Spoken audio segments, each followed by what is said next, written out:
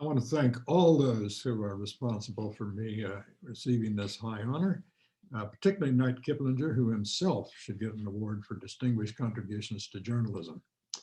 I'd like to say a few words about some of the large issues of the day, which I think are related in a way that perhaps people have not sufficiently understood. I want to talk about the future of conservatism with reference to two particular issues. One is the restoration of fiscal sanity and realism on the part of the national government, and the other is immigration. I think these two are linked because both are very important to economic growth, which itself is important to taming our politics, dampening distributional conflicts, and producing more equality.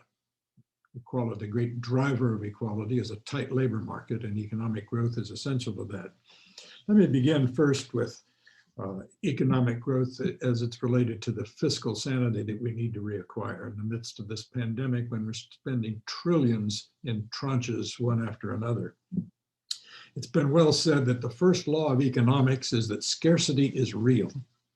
And the first law of politics is to ignore the first law of economics and pretend that scarcity isn't real. That's why, for all the talk about the discord in America, and Lord knows the discord is real enough, but I am more alarmed about a consensus. It's a consensus that is as broad as the Republic and as deep as the Grand Canyon. It extends from Elizabeth Warren on the left to Ted Cruz on the right.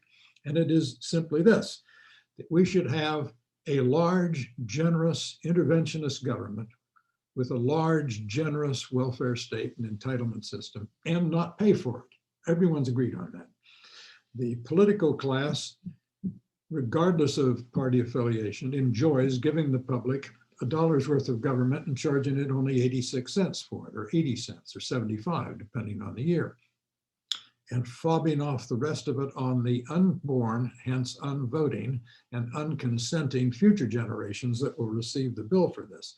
This is why there is a permanent incentive for the political class, which again, I think is more united by class interest than it is divided by ideology, to run deficits. The national debt today in the pandemic has recently passed 100% of GDP. So that the national debt is larger than the national economy now. And we talk in trillions. It's hard for people to wrap their minds around the number of trillions. Let me give you just one marker here.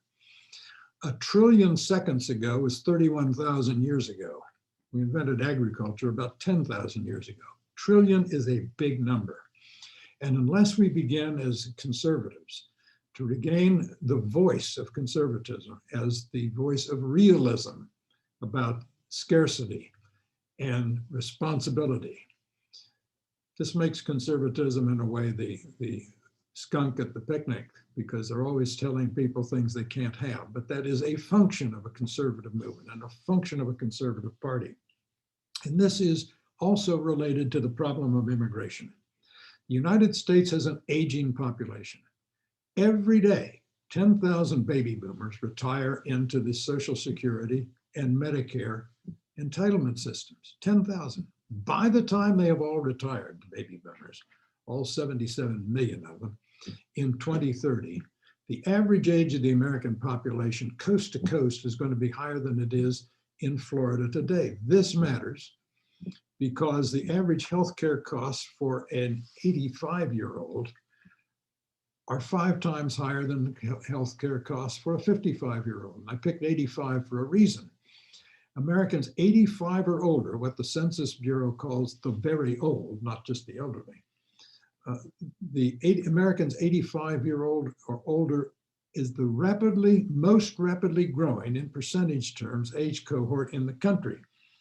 This is why we need immigration to replenish our workforce, which must throw off the revenues and the payroll taxes to pay the bills for the American retirement system, which exists largely, the whole entitlement system, to transfer wealth from the working young and middle-aged to the retired elderly.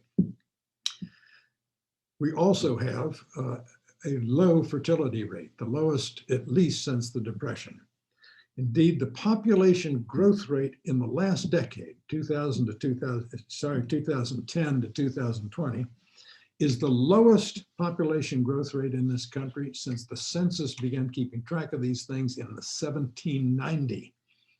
Now, our country has, over its almost 250 years now, has absorbed 100 million immigrants. So don't believe those who say that they can't absorb any more immigrants. The principal problem right now is what to do about the 11 million unauthorized immigrants who are in the country today.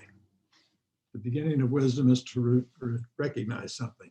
62% of these 11 million have been here at least 10 years. 21% have been here at least 20 years. So when people say they ought to go home, understand something. They are home. This is their home. They are woven into our communities. And indeed, a majority of Americans, a large majority of Americans, and even a majority of Republicans believe that there should be what President Biden is now proposing, a path to citizenship on the part of these 11 million. Furthermore, it is inconceivable that the American people in their native decency would tolerate the police measures that would be required to extract from our communities, where they sit with us and serve us often in restaurants and sit in church and synagogue and all the rest, to extract from our communities these people who have been part of the communities for many years. Furthermore, if you read the trustees report, it's not gripping reading, but it's scary reading, the Social Security trustees report, as they try to calculate when the Social Security system's resources will be depleted, they assume a continuing high level of immigration. So we had better look to that. This is particularly important as an issue to begin the Biden presidency because it challenges the Republican Party to begin its long emancipation from the 45th president. Republicans became quite subservient to Donald Trump, whose campaign in 2016, from the moment he came down the escalator in Trump Tower in June of 2015, was oriented primarily to immigration and stoking anxieties, fears, and resentments about immigration.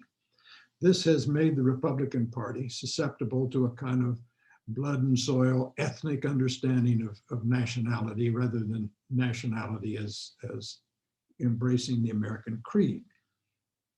The Republican Party has to choose whether we're a creedal nation, as Republicans used to believe, or whether we're an ethnic nation, a white Anglo-Saxon Christian nation, as some on the right would prefer. And that's why I think it's excellent that the first major legislative initiative from the Biden administration, other than pandemic-related relief, is going to be about this issue that will require addressing a large national problem and will require the Republican Party to think more deeply than it has in the recent past about immigration, when the party's response has simply been to shout amnesty and thereby arouse the Republican base and thereby shut down intelligent conversation about what to do about the 11 million people that are here. So the Republicans are challenged by immigration as an issue to not be timid nationalists, not to assume that the nation that has, as I've said, over its lifetime, prospered from the assimilation of 100 million immigrants, not to think that we cannot do it again, and not to look upon immigration as a threat to our national identity, but rather to understand and embrace immigration as essential to, as inseparable from, and as a tribute to our national identity. This is why I think the future of conservatism requires a certain sternness on the part of the conservative movement in calling the nation back to realism about the scarce resources in terms of fiscal sanity, and on the other hand, to have a more generous outlook toward immigrants and understand that we need the immigrants as much as the immigrants need us.